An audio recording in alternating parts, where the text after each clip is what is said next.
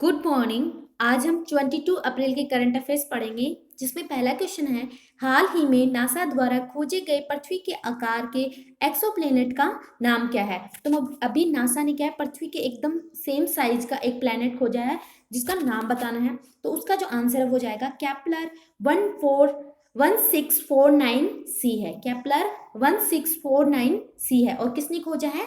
NASA ने खोजा है। ये है प्लैनेट केपलर 1649 सी, जिसका जो आकार है वो एकदम पृथ्वी के समान है, अर्थ के समान है। और इसकी जो अर्थ से दूरी है वो है 300 प्रकाश वर्ष, 300 लाइट ईयर। जो प्रकाश वर्ष है वो दूरी का मात्रक होता है। एक प्रकाश वर्ष में 9.46 इंटू 10⁻15 मीटर होता है। एक प्रकाश वर्ष में 9.46 गुना 10⁻15 मीटर होता है। अब अपन थोड़ा सा नासा के बारे में पढ़ लेते हैं। नासा की फुल फॉर्म है national aeronautics and space administration. National aeronautics and space administration, जिसकी स्थापना 1958 में हुई थी। इसका जो हेडक्वार्टर है वो अमेरिका के वॉशिंगटन डीसी में है। अभी जो इसके हेड है उसका नाम है जिम रेडस्टीन। कौन? जिम रेडस्टीन। नेक्स्ट क्वेश्चन है कि हाल ही में फिच रेटिंग ने भारत की जीडीपी कितने परसेंट रहने का अनुमान लगाया है। तो आंसर हो जाएगा 1.8, क्योंकि अभी जो कोरोना वायरस की वजह से लॉकडाउन चल रहा है उससे जीडीपी बहुत डाउन हो गई है। तो ये किसने बताया है? फिच रेटिंग ने बताया है। कल ही क्वेश्चन बताया था कि कौन से कॉन्टिनेंट की वृद्धि दर जीरो रहेगी, तो वो एशिया कॉन्टिनेंट की जो वृद्धि दर है वो जीरो रहेगी। और फिच रेटिंग ने बताया है। तो फिच रेटिंग की स्थापना कब हुई थी? 1919 में हुई थी। और इसका जो हेडक्वार्टर है वो न्यूयॉर्क में है। नेक्स्ट क्वेश्चन है कि हाल ही में जिन डाइच का निधन हुआ वो कौन थे? लेखक थे, फिल्म निर्माता थे, फुटबॉलर थे, इनमें से कोई नहीं। तो इसका जो आंसर है वो जाएगा फिल्म निर्माता थे। ये थे जिन डाइच। आपने टॉम एंड जेरी कार्टून तो देखा होगा, तो इसके जो डायरेक्टर थे वो थे जिन डाइच। तो इसीलिए ये एक फिल्म निर्माता थे।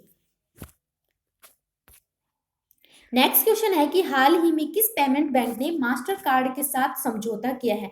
तो आपको बताना है कौन से पेमेंट बैंक ने मास्टर कार्ड के समझौता किया है। ऑप्शंस दे रखे हैं, Paytm payment bank, Airtel payment bank, phone पे, इनमें से कोई नहीं। तो इसका जो आंसर है वो जाएगा Paytm payment bank.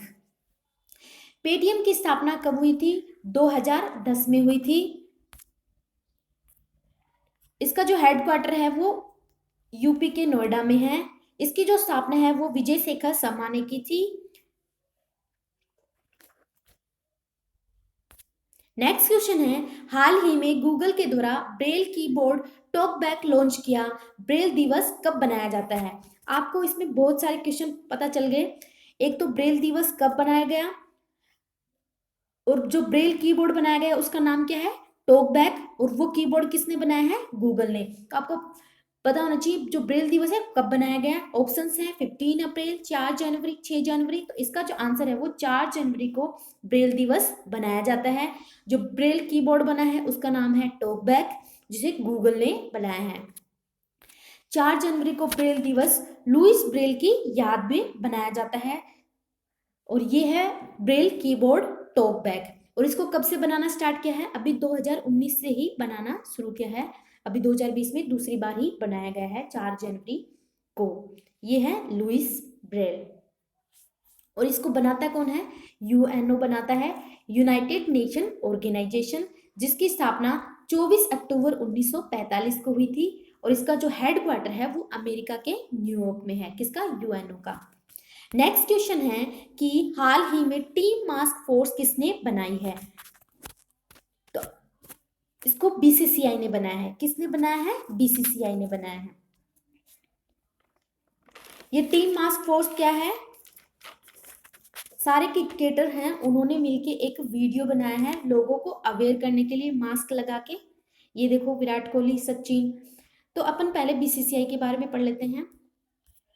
Board of control for Indian cricket. Board of control for Indian cricket. BCCI के जो अभी प्रेसिडेंट हैं वो हैं सौरव गांगुली। और इसकी स्थापना 1928 में हुई थी। बीसीसीआई का जो हेडक्वार्टर है वो मुंबई में है। और ये एक वीडियो बनाया गया है।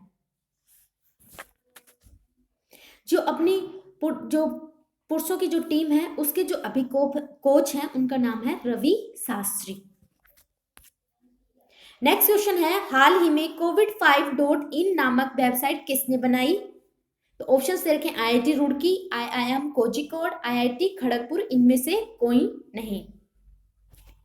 तो इसका जो आंसर है वो आ जाएगा IIM Kozhikode, Indian institute for management Kozhikode, जो कि कहाँ पे है?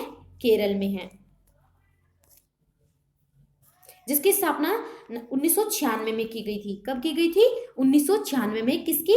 IIM कोझिकोड की, इंडियन इंस्टीट्यूट फॉर मैनेजमेंट। अभी कोविड-19 के बारे में लोगों को अवेयर करने के लिए, उसके बारे में जो भी फैक्ट बनाने के लिए उन्होंने एक वेबसाइट बनाई है। ये है केरल। केरल की जो कैपिटल है वो है त्रिवेंद्रपुरम। यहाँ पे किस किस की जो बाउंड्री लगती है? ये है कर्नाटका और ये है तमिलनाडु। ये है पिनरई विजयन, वहाँ के CM, और ये है आरिफ मोहम्मद, वहाँ के गवर्नर, केरल के गवर्नर। नेक्स्ट क्वेश्चन है कि हाल ही में किस देश के राष्ट्रपति ने अपने किसानों के लिए 19 अरब डॉलर के राहत पैकेज की मंजूरी दी है? कितने? 19 अरब डॉलर के। तो वो अमेरिका के राष्ट्रपति डोनाल्ड ट्रंप ने अपने किसानों को 19 अरब डॉलर का राहत पैकेज दिया है, क्योंकि अभी अमेरिका में बहुत ज़्यादा कोरोना वायरस का फैल रखा है। उसको कंट्रोल करने के लिए, किसानों को हेल्प करने के लिए डोनाल्ड ट्रंप ने ये किया है। तो अमेरिका की जो राजधानी है वो है वॉशिंगटन DC। वहाँ की जो करेंसी है वो अमेरिकन डॉलर है, और वहाँ की जो प्रेसिडेंट है वो तो डोनाल्ड ट्रंप ही है। नेक्स्ट क्वेश्चन है, हाल ही में मून जे इन किस देश के फिर से राष्ट्रपति बने हैं? तो अभी मून जे इन राष्ट्रपति बने हैं, तो आपको बताना है फिर से बने, ये भी ध्यान रखना, क्योंकि वो पहले भी थे और अब दोबारा से बने हैं। तो वो किस देश के बने हैं? जापान, चीन, दक्षिण कोरिया, इनमें से नहीं कोई नहीं। तो इसका जो आंसर है वो जाएगा दक्षिण कोरिया। मून जे इन फिर से दक्षिण कोरिया के राष्ट्रपति बने हैं। तो दक्षिण कोरिया की जो कैपिटल है वो है सियोल। क्या है? सियोल। और प्रेसिडेंट तो बन ही गए हैं, मून जे इन। और ये रहा, ये है मून जे इन, और ये है उत्तर कोरिया, और ये है दक्षिण कोरिया। तो अब आपको ये दे रखा है 38 डिग्री पैरेलल। तो मतलब इन दोनों को जो अलग करती है वो लाइन कौन सी है? 38 पैरेलल। जैसे भारत और पाकिस्तान को रेड क्लिफ अलग करती है, भारत और चीन को मैकमोहन करती है, और पाकिस्तान और अफगानिस्तान को डुरंड करती है, ऐसे ही उत्तर कोरिया और दक्षिण कोरिया को कौन करती है? 38 डिग्री करती है। तो उत्तर कोरिया की जो प्रेसिडेंट वो है किम जोंग उन, और इनकी जो पार्टी थी उसका नाम है डेमोक्रेटिक पार्टी ऑफ दक्षिण कोरिया। डेमोक्रेटिक पार्टी ऑफ दक्षिण कोरिया।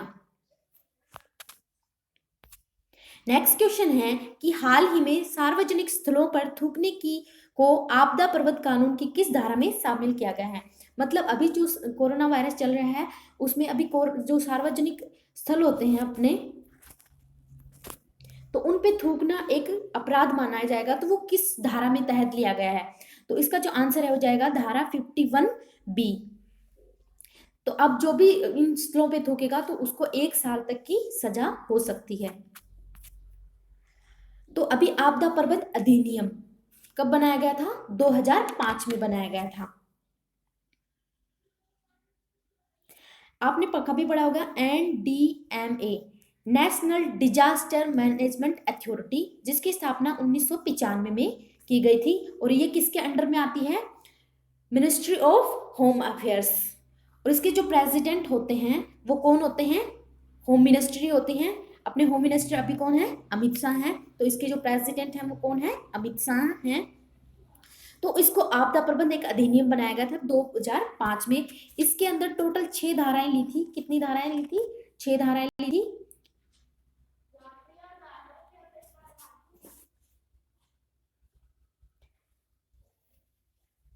तो इसको कौन सी धारा में लिया गया है? 51B में लिया गया है।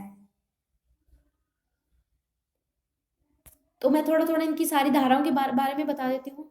अगर मतलब अभी कोरोना वायरस चल रहा है तो अभी लॉकडाउन में पुलिस कोई अगर बोल रखा है कि बाहर जाना नहीं है, अगर कोई बाहर जा रहा है तो उसको पुलिस रोक सकती है, पुलिस के पास इसका अधिकार है। तो इसमें बहुत सारी धाराओं में सारा बता रखा है कि अगर पुलिस किसी को रोक रही है, अगर नहीं वो मान रहा तो उसको जेल भी हो सकती है। और अगर किसी को मतलब कोई बोल रहा है कि फेक न्यूज़ फैला रहा है तो उसको भी सजा हो सकती है इस आपदा प्रबंधन कानून के तहत। तो क्वेश्चन पूछ सकते हैं कि आपदा प्रबंधन कानून अधिनियम कब पास हुआ था, तो 2005 में। तो ये किसके अंडर आता है, मिनिस्ट्री ऑफ होम अफेयर्स के आता है, और इसका जो अभी प्रेसिडेंट है वो है होम मिनिस्टर या अमित शाह हैं, और इसको अधिनियम 2005 में बनाया गया था। कल क्वेश्चन दिया था कि हाल ही में किस राज्य सरकार ने प्रधानमंत्री गरीब कल्याण योजना के तहत खाद्यान्न वितरण का रिकॉर्ड बनाया, तो इसका जो आंसर है वो हो जाएगा उत्तर प्रदेश ने। उत्तर प्रदेश ने 1.5 लाख मैट्रिक टन चावल वितरित किए हैं एक दिन में, और इससे वो रिकॉर्ड बनाया है किसने, उत्तर प्रदेश ने। आज के लिए क्वेश्चन है कि हाल ही में अचंता शरत कमल चर्चा में रहे, वो किस खेल से संबंधित है। आपको इसका आंसर कमेंट बॉक्स में देना है। Thank you. अगर आपको मेरे वीडियोज अच्छे लग रहे हैं तो प्लीज़ मेरे चैनल को सब्सक्राइब कीजिए और अपने दोस्तों के साथ शेयर कीजिए। Thank you.